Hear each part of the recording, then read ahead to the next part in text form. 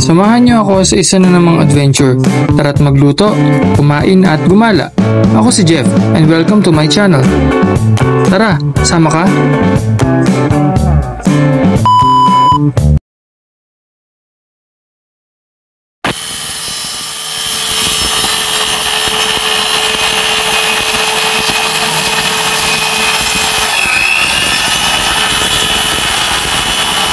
Hi guys, so nandito tayo ngayon sa likod ng bahay namin at mapapansin nyo meron ditong kahoy, no? Last week na nabuo na namin siya. Actually 2 days lang to from cutting to assembling. 2 days lang siya nagawa. So ngayon pagpapatuloy natin yung paggawa niya. So ito nga pala guys is magiging karo ni San Lazaro ng aming inaalaga ang poon para sa darating na Holy Week this 2025. No?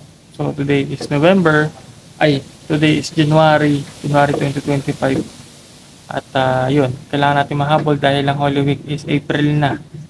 So ngayon, ayan, assemble na natin.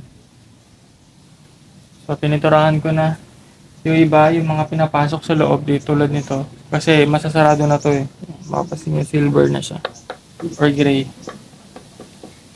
So lahat ng pinturahan na natin para maiwasan natin yung bukbok or anay at moisture. Yan, para hindi siya mamaga. Although yung binili nating plywood is marine siya. Marine, ibig sabihin pwede siya sa basa. Okay. Pero siyempre kahoy pa din, lumalambot. Kaya to prevent na masuk sa water or moisture, kailangan natin siyang pinturahan ng waterproof na pintura. Ayun.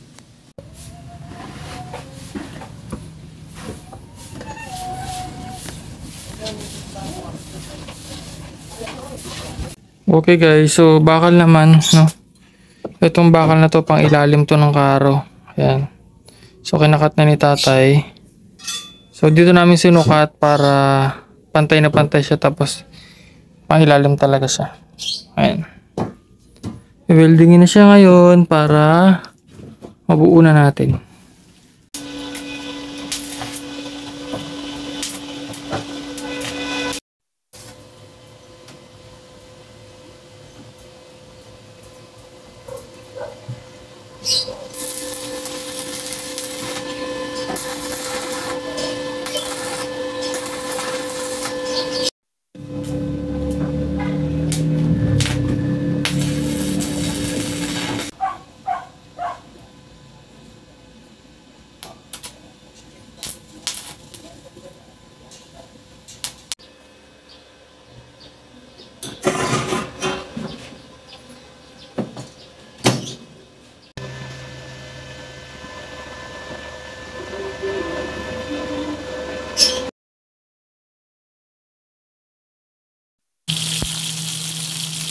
Luto tayo guys ng fish steak.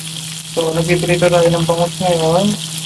Tapos ito na yung ating other ingredients, no, na prepare na ni nanay. May kalamansi juice, bawang, tapos maraming white onion. Ayan. Hindi kasi mahilig gumamit si nanay ng red onion. So dun sa pinagpirituhan, dun tayo magigisa ngayon na ating garlic. Tapos lalagay natin yung 3/4 ng onion, daming onion. Sarap. Ito yung red onion also. Pero sinanay kasi ang gusto niya is white onion. Pepper. Black pepper.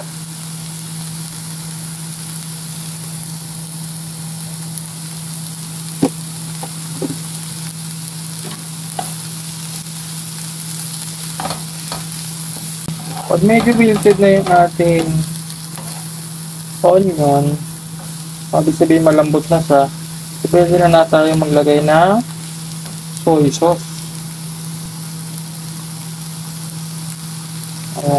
Sorry. Tapos gigilid muna natin yung mga onion.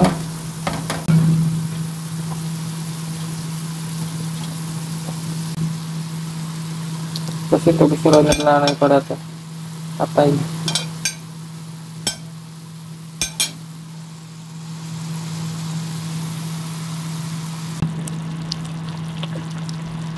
Yun na, malapit na maluto ang ating fish steak na maraming onion.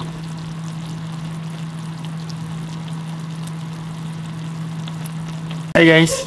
So, ngayon na ay pang 6 days na namin na gumagawa ng karo. At so far, mabilis naman yung pacing ng paggawa, no? From kahoy, no? Inassemble yung mga plywood. Tapos ngayon is ginagawa namin yung frame. Mamaya kakabit na natin yung gulong sa unahan. Actually, yung para sa gulong sa ulihan ay okay na siya. Hindi rin pala biro gumawa, no, ng karo. Kaya pala mahal din pala ang magpagawa nun.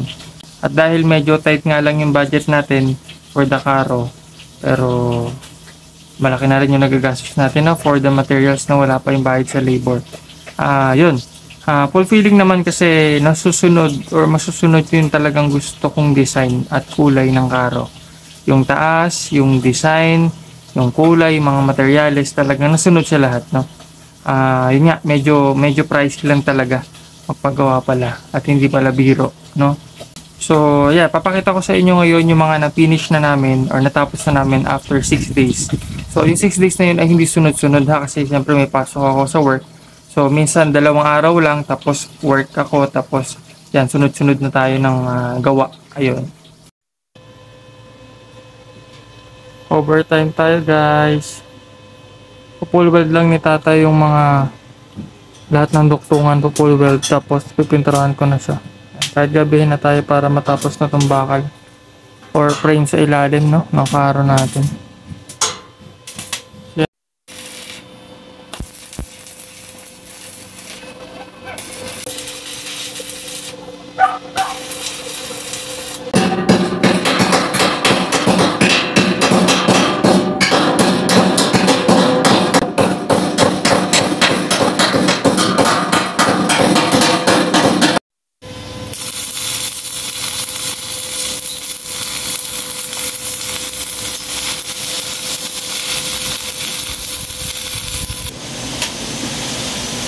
So guys, nakabit na natin yung ating pillow block bearing para sa maribel ng karo natin.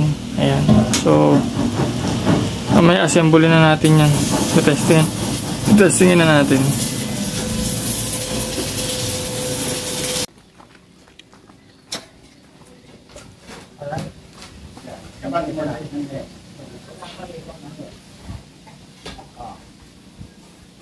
Ang pala eh, parang pwede na kaluto ano eh. Buhatin na lang sa mahal na araw, pinasanggali sandali. Pwede sa mahal na araw, buhatin na lang natin eh.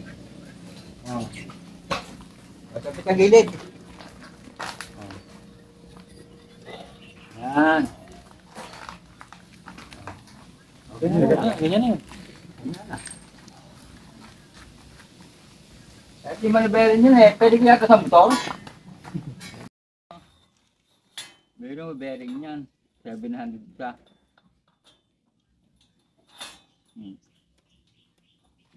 Kaya pa kaya itong pinagin? Hindi na siguro ano. Ano yung gulong?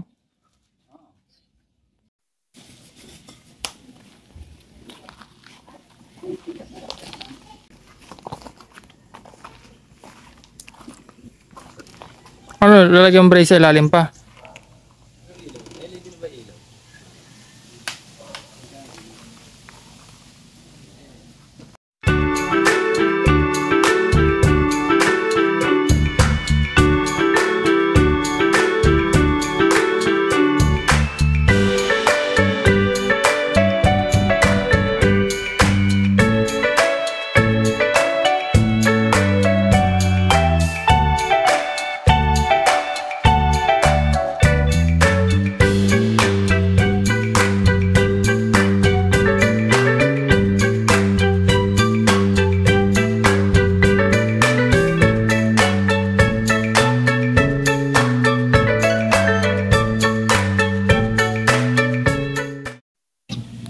Okay guys, so as you can see, pininturahan na natin ng base, no, primer epoxy ng ating karo.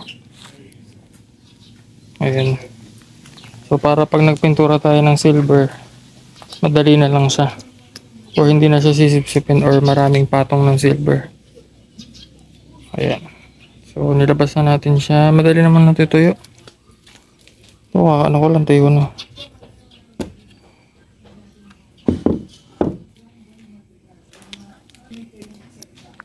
Okay, tapos ito naman yung ating iron frame sa ilalim. Mamaya kakabit na natin yung manubela rito sa harapan. At yan, mga bagong gulong natin, no? From Tugigaraw ang ating gulong. Yan, so napinturahan na rin to ng silver. Hindi kalawangin.